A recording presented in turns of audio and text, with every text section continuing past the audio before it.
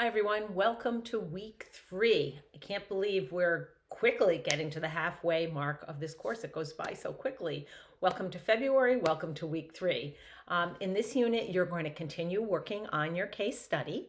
And I do have read, watch, and listen for you for materials about checklists. So we have some infant toddler developmental checklists.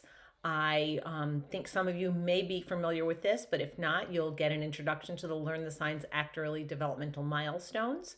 And also taking a look at some of Australia's standards. Australia has been a leader in the area of early childhood, and I think you'll find that interesting. Also, to explore, I've given you the Early Childhood Learning and Knowledge Center from Head Start, commonly referred to as eClick. I linked you to the Effective Practice Guide for Physical Development and Motor Development, but you may want to bookmark the eClick site because it's a great resource just in general for all sorts of early childhood information.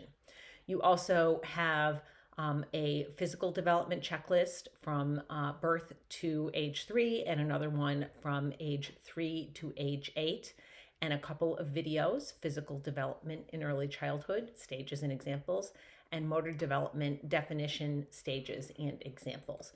So that is your learning, those are your learning materials for this week. Then we do have a discussion. You're going to continue in your same groups that you were in week 2. Just remember, you're going to be in these same groups for this group week 3, week 4, week 5, week 6, and then in week 7, we'll go back to our larger group. And just a reminder, I think there's still a little bit of confusion about due dates with your assignments for discussions. Remember, your initial response to the prompt is going to always be for the remainder of this class by Friday at midnight, with leaving you Saturday, Sunday, Monday, and Tuesday to respond to at least 3 of your classmates or to me. Some of you will notice that Jen Penna, our doctoral student that joined us for this course, may be the person that's involved in your discussion. She and I are sort of making sure that everybody has a chance to have somebody with them who might be able to help you with resources or being able to strategize or come up with additional questions. And you will see Jen in some of your groups. So thanks so much, Jen. So that is what you're going to do. You're going to continue with that. Your one of your assignments this week, so you have 2 assignments, your chapter, and then you also have a motor development checklist assignment where you're going to do all of your readings and that were assigned. And then you are going to view Samantha on the Playground and Henry Gets Around, both linked in the assignment, and use the developmental checklists that were included in the read, watch, and listen section. There's extra copies available right in with the assignment. And then in a Word document, I want you to be able to articulate what you learned about Samantha or Henry, and see how those checklists inform what you know. And can you think of a specific question that you would like to see answered by completing an objective observation? And is there another method that you think would have been better to record this observation other than a checklist? And then you are to submit both your checklists, which you can take a picture with your phone if that's easy, scan them on your scanner as a PDF, whatever works for you, and turn that in with your Word document. And then your other assignment this week is the continuation of your case study, where this week you're going to be looking at an observation. Your observation is going to be about physical development. So that goes along with the checklists that we were learning about this week and practicing with Samantha and Henry. You are welcome to use those checklists, whichever one is age appropriate, as one of your observation methodologies.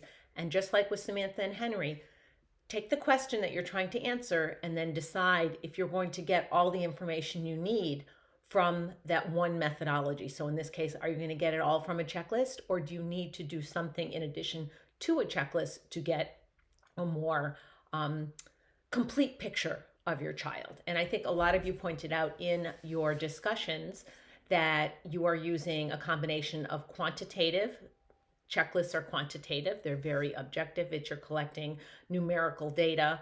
Almost, it's very, very specific. You're checking something off, or you're collecting the number of times somebody does something.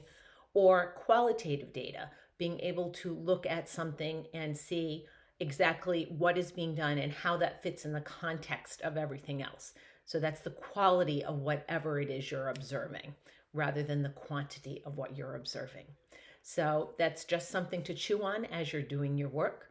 Both Jen and I will be looking at your chapters and providing you with some feedback. It probably will take a day or two to get that back to you. If you have any questions for me that are specific to you, feel free to send me a message. I'll get back to you typically within a couple hours, if not within a couple hours, within a day. If you don't hear back from me within a day, please poke me again.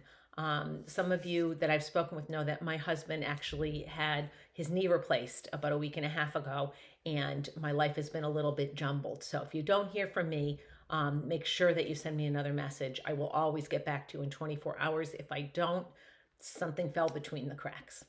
If you do have a question that you think other people might have, put it in the Ask Your Instructor discussion board, and that way other people can benefit from seeing the answer to the question. So as always, if you need to speak with me, just send me a message and we can either meet during office hours on Friday at 6:30, or if that doesn't work for you, we can meet at another time. I'm pretty flexible with when we can meet, and it can be either a phone call or I can set up a team meeting. And remember that on Tuesday nights, we have our optional meetup that is synchronous, meaning everybody is there at the same time and you can chat with some of your classmates. There are 2 sections of this class, so some of them may be your classmates, some may be in the other section, but it gives you an opportunity to ask questions and have conversations in real time. Looking forward to the rest of this week with all of you, and let me know if you have any questions. Remember, I'm always here to support you. Take care.